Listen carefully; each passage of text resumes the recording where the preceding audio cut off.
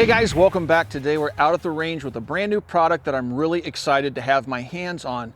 Thanks to our friends over at Optics Planet, they sent me a new Aimpoint ACRO.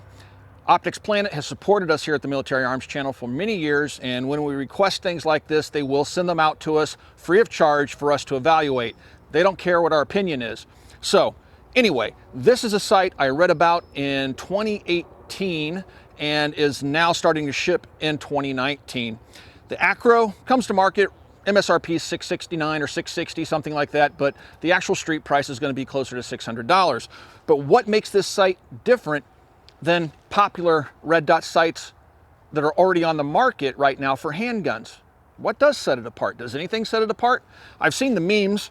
The guys on the meme pages make fun of the size of this, but I've seen little mailbox flags put on it, you know, in Photoshop and things like that, and I get it. The sight looks awfully big, and we'll get into the reasons why the sight is the size that it is, but what it brings to the market is something that I think will absolutely revolutionize red dot sights being used on handguns just like they did on fighting rifles. Until now, there was a fatal flaw in the earlier red dot sights that are widely used like the RMR that this little guy solves. So we're going to load up some magazines, we're going to do some shooting, we're also going to expose both optics to the elements, and we're going to try to demonstrate the shortcomings of previous generations of optics and hopefully what this sight truly fixes. Stay tuned, keep watching, because this should be a lot of fun. The RMR is a really solid red dot sight. I have them on many firearms, rifles, and pistols. And up until now, this was the pinnacle of handgun red dot sight technology. And some would argue it may still be. They have the new SRO coming out, which I hope to get my hands on here soon, which we'll be able to take a look at. But you know, it's going to use similar technology to the RMR in terms of how the emitter's placed with the lens.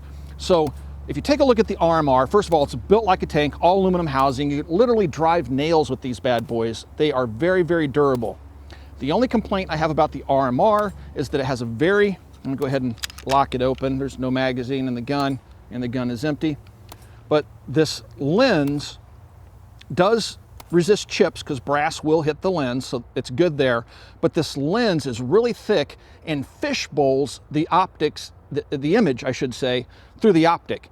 So while it's not that important because you should be shooting with both eyes open and it should just transpose the dot into your line of fire, you'll still see color shift and you'll see the edges around that dot distort.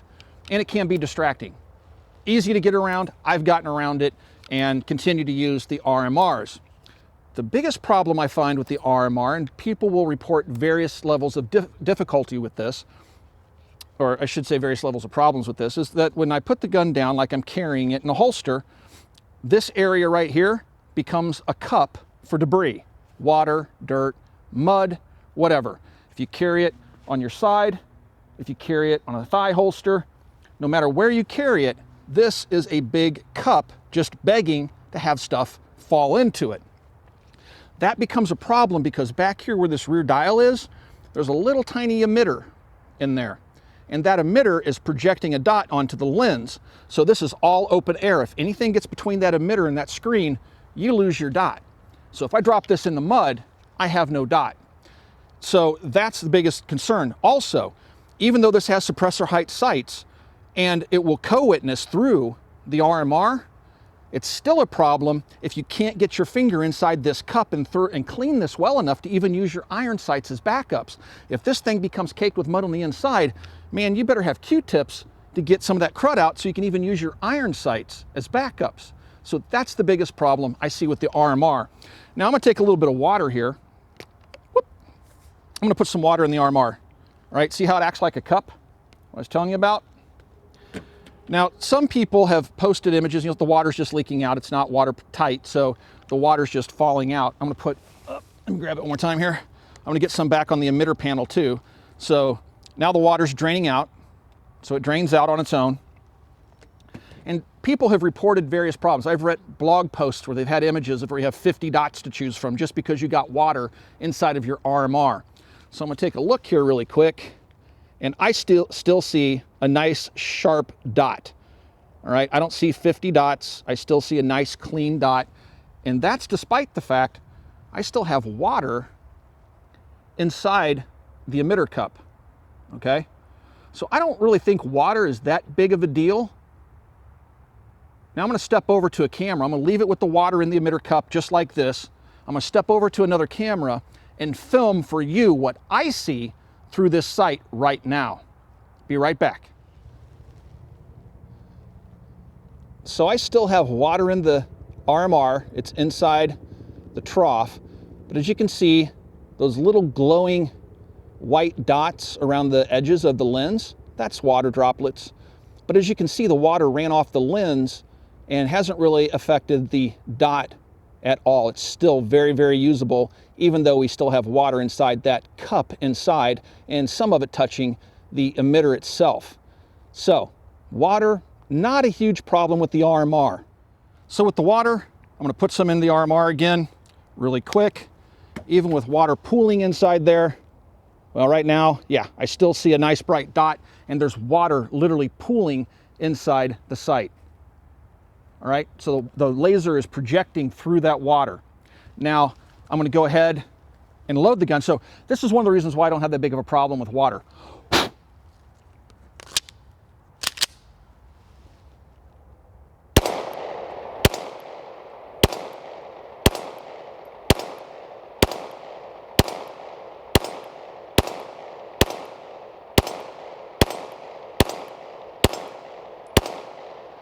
All right, so obviously I was easily able to acquire my target. I still have a clear dot, maybe just a hint of little tiny red dots, so faint, hardly noticeable, but the gun works just fine with water in the RMR.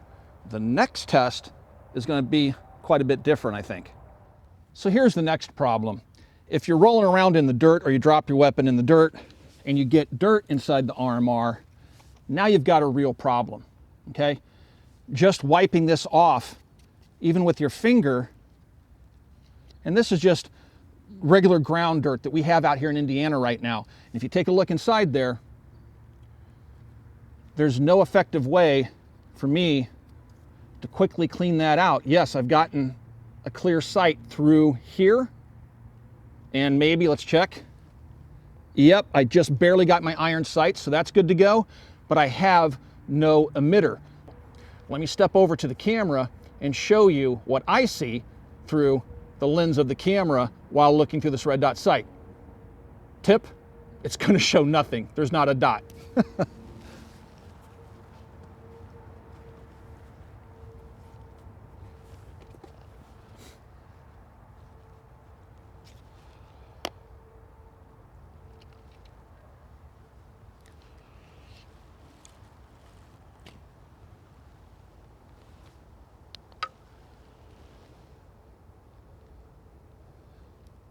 All right, guys, now you can see what I see. I'm moving it around. You can see a little bit of dirt around the peripheral edges of the RMR, but you know, there's my front sight when I lift it up. I bring it down, you see the front sight just barely is there. Definitely no dot.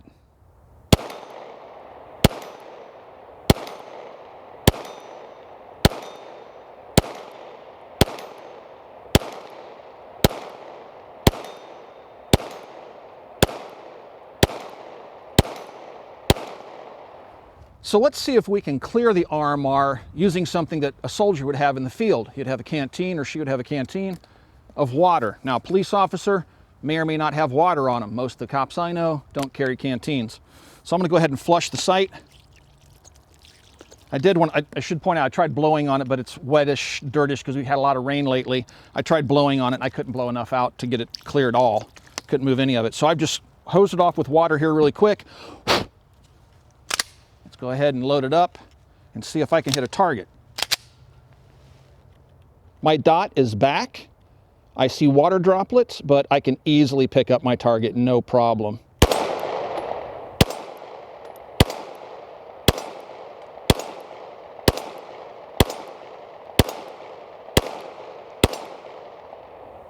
All right, so now I'm starting to see a little bit of a haze, or like when you're running your vehicle on a cold morning and you get a little bit of condensation on the windshield. That's what I'm seeing through the RMR right now, and it's obscuring the target a bit.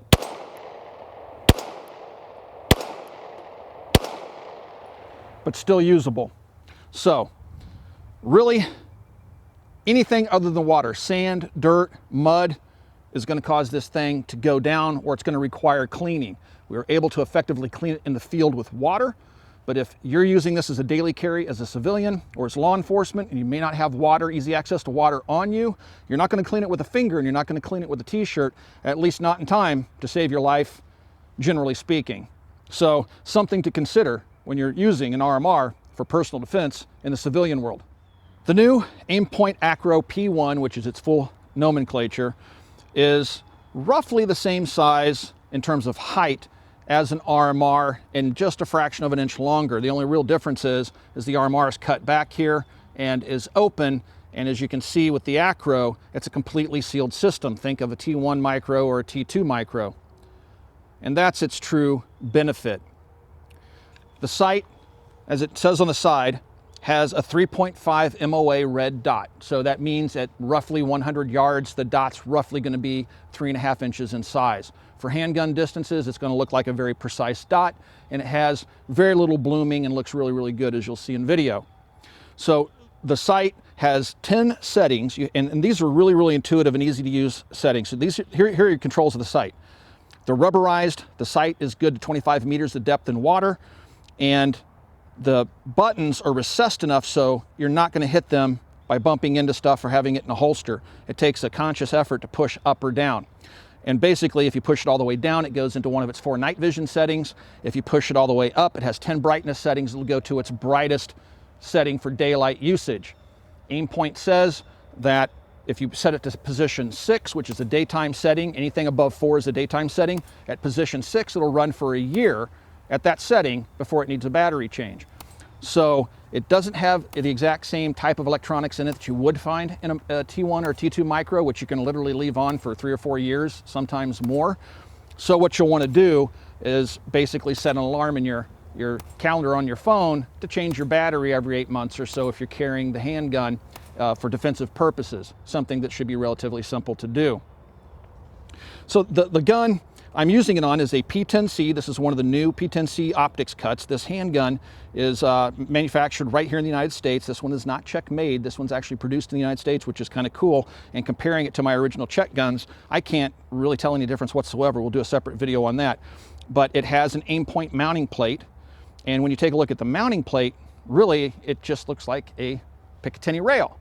So what you have is a single clamp right here on the side. You pop it onto the rail section, which is the adapter plate, and you have a T20 hex that you tighten it down with.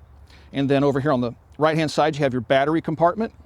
And right behind the battery compartment, you have your windage adjustment. And then right here on top, you have your elevation adjustment. This uses a T10 hex wrench, and that comes standard with the unit. When you buy it, it's a standard Aimpoint tool, and that's what you're going to use to make your adjustments. The only complaint I have so far is that the click adjustments really aren't there. You really have to pay attention to detect those clicks in between each setting. It feels like pretty much the adjustment just free spins. Now, one click is good for about 0.6 of an inch at 100 yards, so roughly half an inch at 100 yards adjustment. So if you're using it on a rifle, that'll make sense to you and be of use to you. Using it on a handgun, just zero the darn thing, who cares, right? So anyway, it's made out of aluminum. It should be fairly rugged. Only time will tell. We'll do additional videos with this sight because I'm excited about it because, like I said in the opening, I really truly feel that this is the sight I've been waiting for a handgun optic. So let's go ahead now and do the same tests that we did to the Trijicon with the ACRO, and let's show you the differences between the two and how mud and dirt play a different role in how this sight works.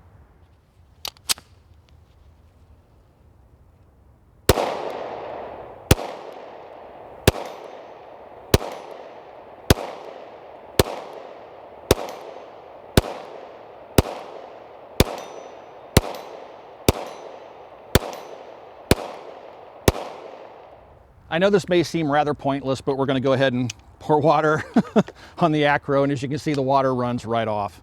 All right, I'll just do a quick sanity check here, and yeah, crystal clear dot. Let me step over to the camera. I don't want you taking my word for it. I'm going to step over to the camera here, and record what I see through the red dot sight after it has been sprayed with water.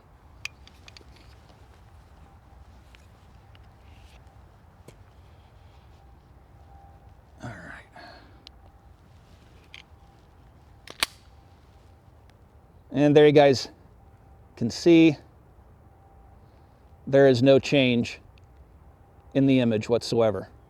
All right, I don't even see, I'm gonna move it around here a little bit. I don't even see water droplets around the edge. And who knows, put a little bit of Rain-X on it and water will never stick to the exterior lenses, the protective lenses. All right, so there you guys go. You have a pretty good idea of what water doesn't do to the Acro. So let's do the same test to the Acro that we did to the RMR. The weapon is empty. I just dry fired it. I'm gonna go ahead and drag the sight through the dirt, and we've got it caked pretty good on the gun and the sight, I would say. Make sure I don't have any gunk in my barrel, not that it really matters. All right, so how is this any different than the RMR? Looks like it's pretty crudded up, right? Well, I can just simply, let Jason get a little closer here. I can just wipe the lens off, front and rear, and guess what, folks? I have a full dot. Now before I fire it, when I fire it, more of that crud's gonna come off. There's nothing for it to get lodged into like the RMR, which has little pockets inside of it. There's no ledges. These lenses are flush with the outer aluminum housing. Stuff just beads off and wipes off. In one gunshot, most of this gunk's gonna go flying. Now I'm not gonna shoot it on camera because I don't want that gunk flying onto the lens of our camera, but let me step over to the camera and show you exactly what I see after having just drugged this thing through the dirt and mud. It's kind of a mix of mud and sand that we have out here today because of all the rain.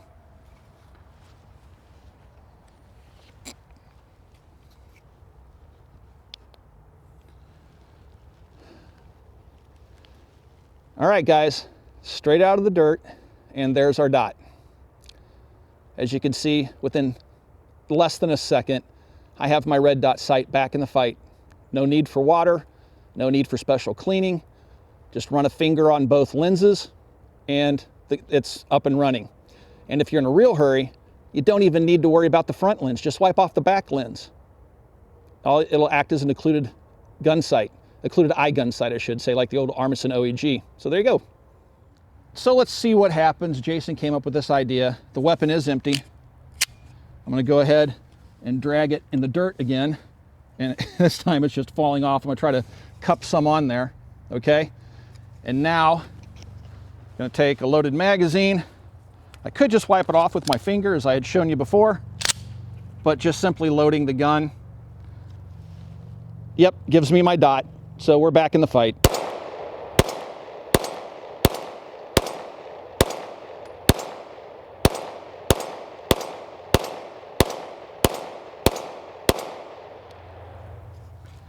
And that, ladies and gentlemen, is why I think this is the true proverbial overused phrase game changer. This is going to make red dot sights, this technology, this concept is going to make red dot sights just as practical and just as valuable to handguns as they are rifles.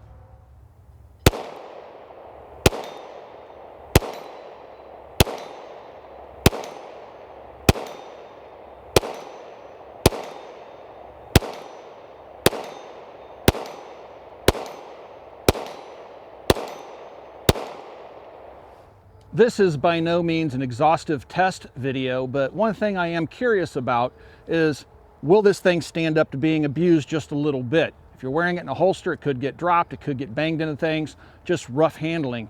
The sight should be able to take it. Again, we're going to do future testing on the sight, ongoing testing to see if it holds up to the same reputation that the RMR has, which is for really, really solid reliability. So I have 6 rounds loaded. We have a dueling tree over here. And then we have a big tree right there. I'm just going to confirm 0 here really quick, and then I'm going to go beat on that tree a little bit with my Acro, and then shoot the dueling tree again to make sure that it maintains 0.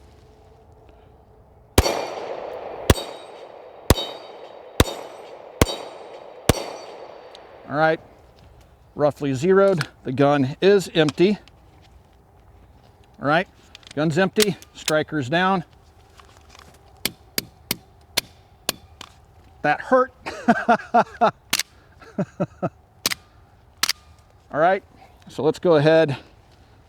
And I smashed my fingers as only I can do. I have 6 more rounds. Let's go ahead and load it off the tree and see if we still have 0.